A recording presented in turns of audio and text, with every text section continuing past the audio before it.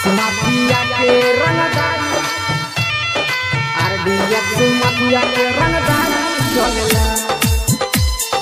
आशीष mafia के रंगदारी, RDX mafia के रंगदारी। Presented by Kamla Music। RDX mafia के रंगदारी चलेला। हमरे इशारा पर दुनाली चलेला, हमरे इशारा पर दुनाली चलेला, हमरे इशारा पर दुनाली चलेला, हमरे इशारा पर दुनाली चलेला। आशीष माफिया के रंगदारी चलेला, RDX माफिया के रंगदारी चलेला। थाना पुलिस सुनते नाम डरेला, आशीष माफिया के रंगदारी चलेला, RDX माफिया के रंगदारी चलेला।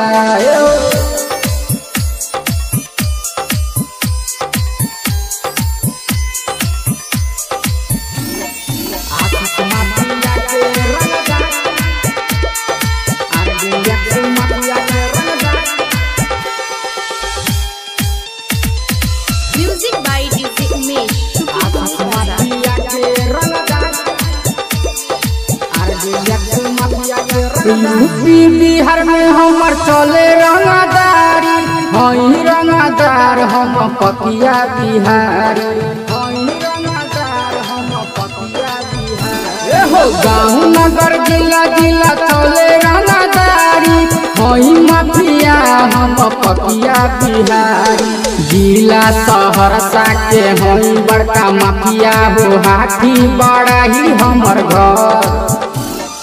बोले जब केहू हो कुल्हाड़ी चलेला, बोले जब केहू हो कुल्हाड़ी चलेला। आशीष माफिया के रंगदारी चलेला, RDX माफिया के रंगदारी चलेला। आशीष माफिया के रंगदारी, RDX माफिया के रंगदारी।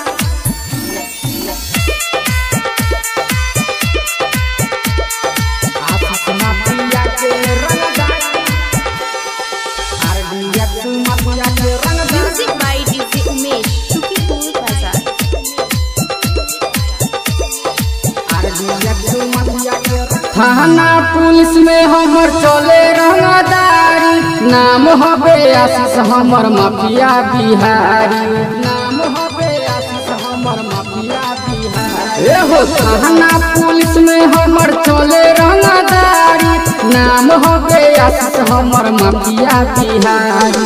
RDX ग्रुप के करी राम राम हो, कमला बिहारी भाई गाना गावेला। मंडल जी के दुनिया में नाम चलेला, मंडल जी के दुनिया में नाम चलेला। आशीष माफिया के रंगदारी चलेला, RDX भाई के रंगदारी चलेला।